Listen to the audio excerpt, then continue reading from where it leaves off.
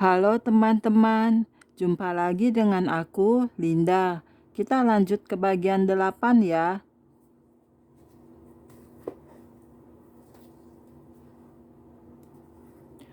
Oke, mari kita mulai.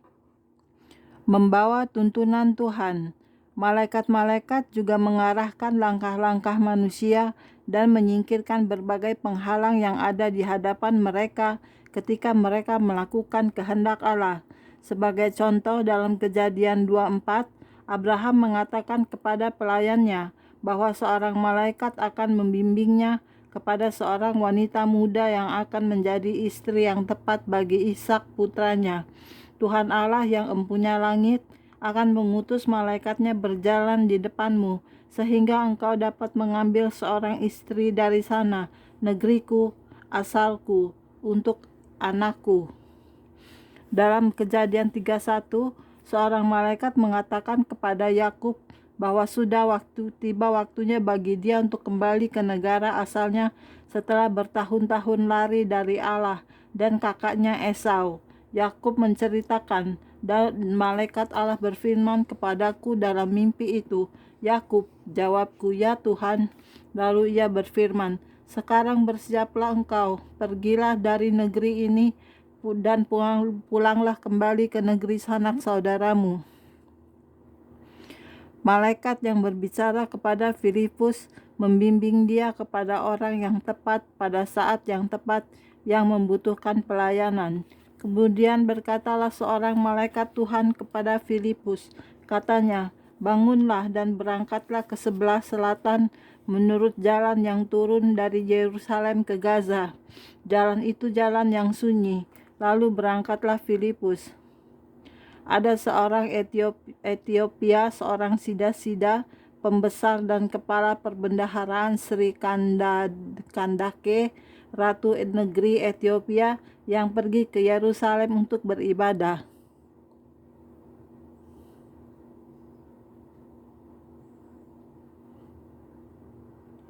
Sekarang orang itu sedang dalam perjalanan pulang dan duduk dalam keretanya sambil membaca kitab Nabi Yesaya. Lalu kata Roh kepada Filipus, "Pergilah ke situ dan dekatilah kereta itu." Filipus segera ke situ dan mendengar sida-sida itu sedang membaca kitab Nabi Yesaya. Kata Filipus, "Mengertikah Tuhan akan apa yang Tuhan baca itu?" Jawabnya, "Bagaimana aku dapat mengerti kalau tidak ada yang membimbing aku?" Lalu ia meminta Filipus naik dan duduk di sampingnya.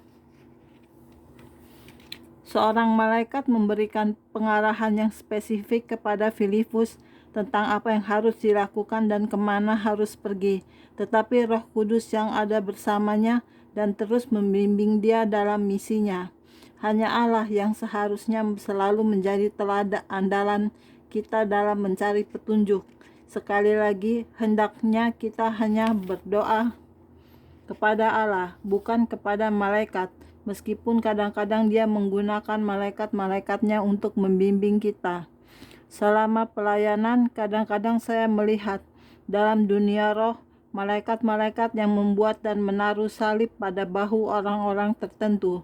Allah menunjukkan kepada saya bahwa itu berarti dia telah memanggil orang-orang itu untuk tugas khusus, bahwa mereka telah menjadi orang-orang pilihan Allah.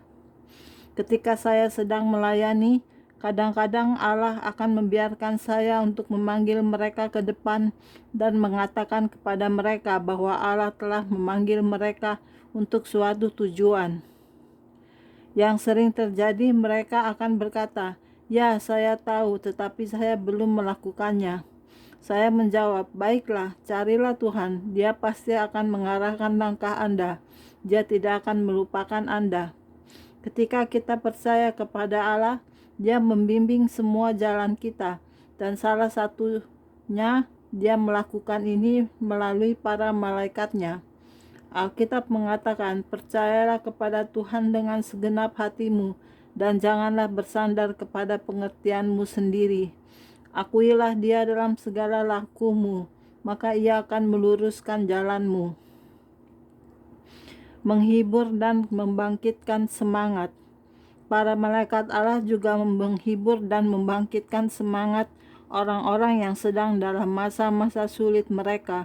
Sebagai contoh dalam Kejadian 16, dengan lembut malaikat Tuhan menghibur Hagar ketika dia melarikan diri dari perlakuan keras Sarah.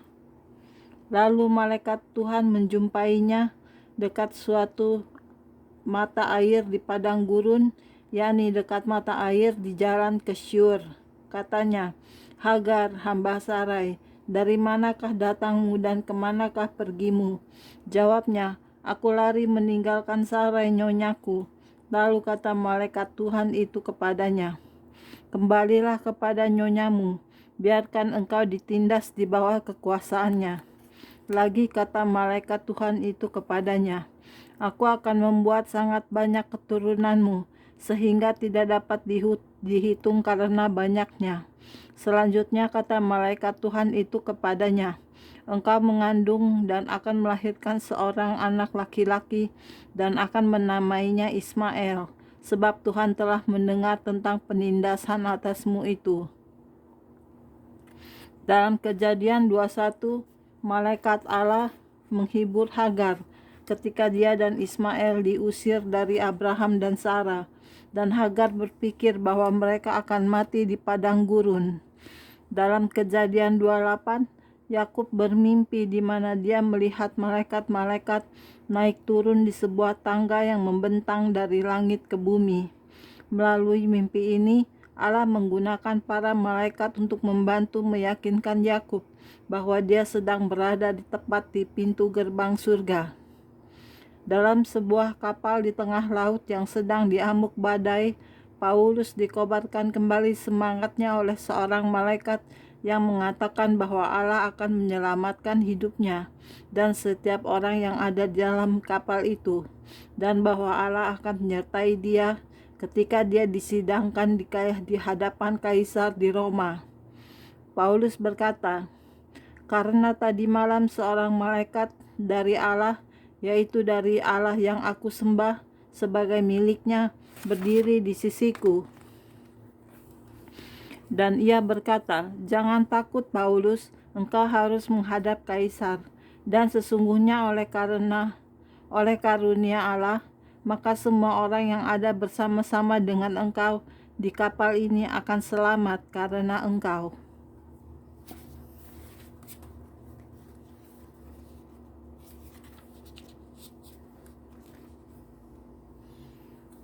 Dua Korintus 7 ayat 6 mengatakan bahwa Allah menghiburkan orang yang rendah hati, dan ada kalanya dia menggunakan para malaikatnya untuk menghibur dan menenangkan umatnya. Pada suatu ketika, saya sedang mengalami beberapa masalah dalam hidup saya. Saya berdoa sebagai seorang pendoa syafaat dan dengan setia memberitakan Injil di bawah urapan yang kuat. Dan saya membaca firman Tuhan tentang pelayanan khusus malaikat terhadap umat Allah. Saya sedang menginap di sebuah hotel, dan ketika saya bersiap untuk tidur pada malam itu, saya mendengar sepertinya ada beberapa malaikat yang menyanyi di atas kepala saya. Itu adalah suatu pujian kepada Allah yang dinyanyikan dengan suara yang begitu merdu. Dan sambil berbaring di sana, saya bergabung bersama mereka untuk memuji Tuhan. Ketika kami memuji dan menyembah Allah, Roh Kudus mulai menenangkan dan menghibur saya. Dia adalah penghibur sejati yang setia. Ada suatu ayat yang mengatakan, Tuhan Allahmu ada di antaramu, dan yang maha kuat akan menyelamatkan. Ia bergirang karena engkau dengan sukacita. Ia menenangkan engkau dengan kasih-Nya. Ia bersukacita atas engkau dengan nyanyian. Tiba-tiba saya menyadari bahwa kamar saya penuh dengan malaikat. Allah adalah seorang penghibur, dan para malaikat beraksi di sekeliling kita untuk melakukan kehendak-Nya sepanjang waktu. Jika mata rohani kita dibukakan dan dapat melihat alam roh, maka kita akan mengetahui bahwa kita diberkati oleh Allah dalam cara ini. Menopang umat Tuhan. Berikutnya, kadang-kadang Allah mengirimkan para malaikatnya untuk menguatkan dan menopang umatnya. Biasanya ini juga akan membesarkan hati mereka. Dalam Kejadian 21, malaikat Allah yang menampakkan diri pada Hagar di padang gurun menunjukkan kepadanya di mana dia dapat menemukan air untuk dirinya sendiri dan putranya yang sudah hampir mati. Ketika Elia sang nabi itu sedang ketakutan dan melarikan diri untuk menyelamatkan nyawanya dari kejaran Isabel, Allah menggunakan seorang malaikat untuk memelihara kehidupannya secara jasmania. Isabel menyuruh seorang suruhan mengatakan kepada Elia, "Beginilah kiranya para Allah menghukum aku, bahkan lebih lagi daripada itu, jika besok kira-kira pada waktu ini aku tidak membuat nyawamu sama seperti nyawa salah seorang dari mereka itu." Maka takutlah ia lalu bangkit dan pergi menyelamatkan nyawanya. Dan setelah sampai ke Beersheba yang termasuk wilayah Yehuda, ia meninggalkan bujangnya di sana. Tetapi ia sendiri masuk ke padang gurun sehari perjalanan jauhnya, lalu duduk di bawah sebuah pohon arar. Kemudian ia ingin mati, katanya, "Cukuplah itu, sekarang ya Tuhan, ambillah nyawaku, sebab aku ini tidak lebih baik daripada nenek moyangku." Sesudah itu ia berbaring dan tidur di bawah pohon arar itu. Tetapi tiba-tiba seorang malaikat menyentuh dia, serta berkata kepadanya, "Bangunlah." Malaikat menyentuh dia serta berkata kepadanya, "Bangunlah, makanlah." Ketika ia melihat sekitarnya, maka pada sebelah kepalanya ada roti bakar dan sebuah kendi berisi air. Lalu ia makan dan minum, kemudian berbaring pula. Tetapi malaikat Tuhan datang untuk kedua kalinya dan menyentuh dia serta berkata, "Bangunlah, makanlah, sebab kalau tidak perjalananmu nanti terlalu jauh bagimu." Maka bangunlah ia lalu makan dan minum. Dan oleh kekuatan makanan itu, ia berjalan 40 hari 40 malam lamanya sampai ke gunung Allah, yaitu gunung Horeb.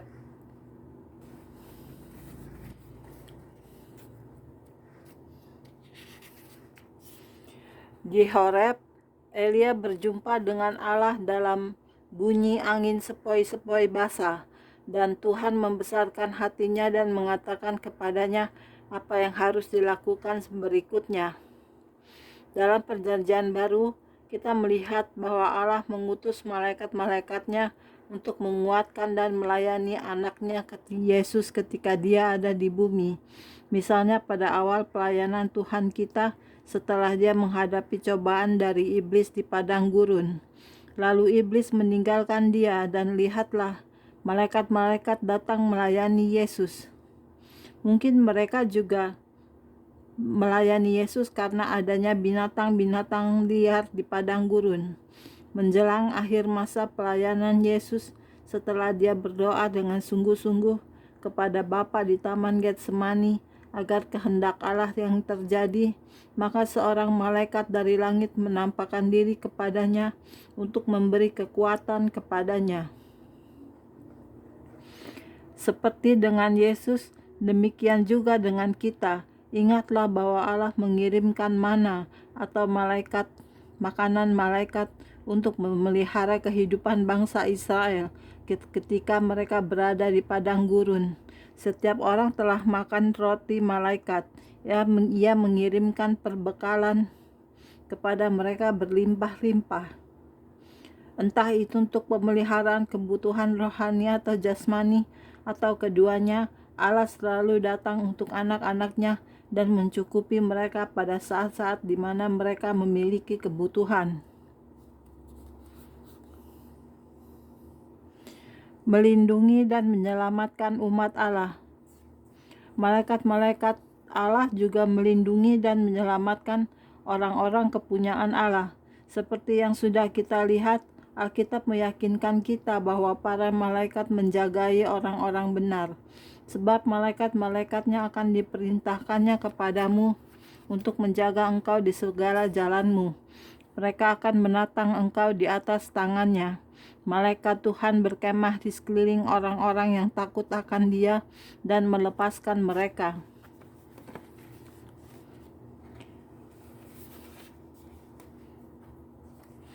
Mari kita lihat beberapa contoh dalam Alkitab tentang perlindungan Allah.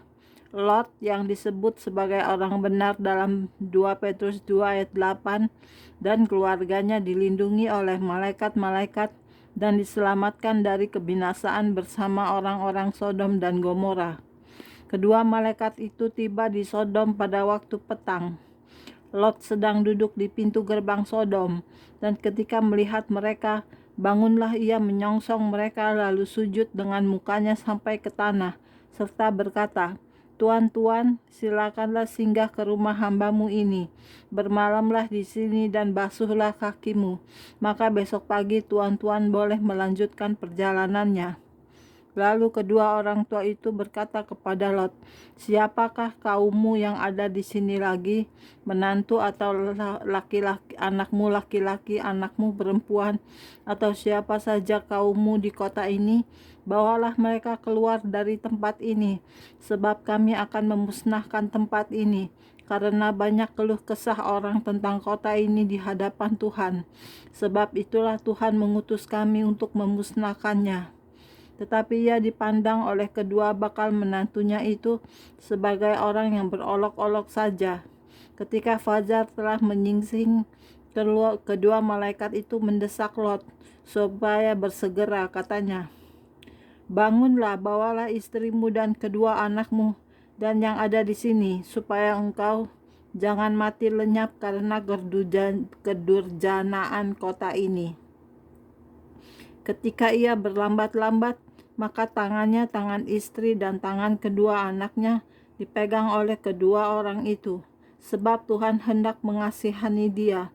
Lalu kedua orang itu menuntunnya keluar kota dan melepaskannya di sana.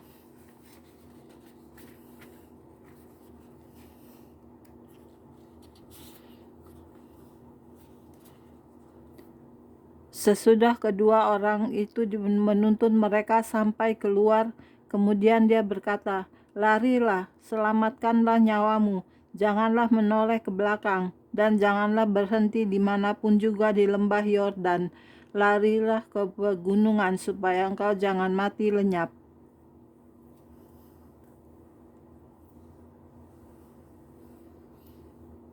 Demikianlah pada waktu Allah memusnahkan kota-kota di lembah Yordan dan menunggang balikan kota-kota di kediaman Lot. Maka Allah ingat kepada Abraham, lalu dikeluarkannya Lot dari tengah-tengah tempat yang ditunggang balikan itu.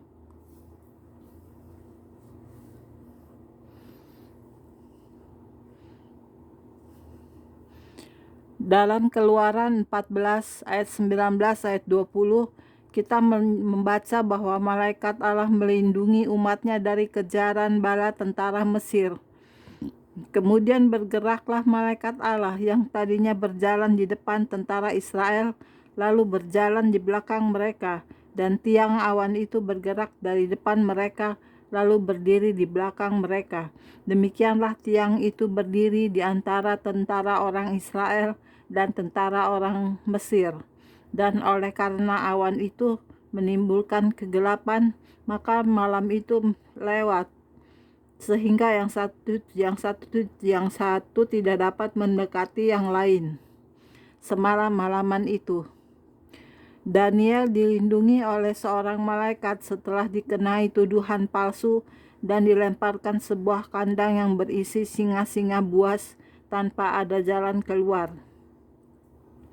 Ketika Raja Darius datang untuk melihat bagaimana nasib Daniel, Daniel bersaksi kepada sang raja, "Allahku telah mengutus malaikatnya untuk mengatupkan mulut singa-singa itu, sehingga mereka tidak mengapa-ngapakan aku, karena ternyata aku tak bersalah di hadapannya.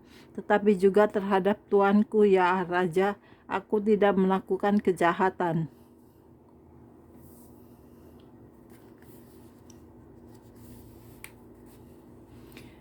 Yesus menunjukkan bahwa beberapa malaikat ditugaskan untuk menjagai anak-anak kecil.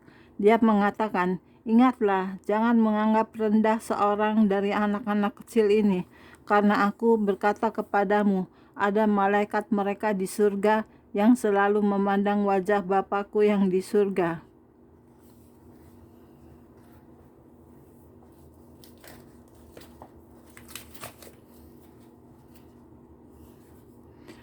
Oke, sekian dulu untuk hari ini videonya ya.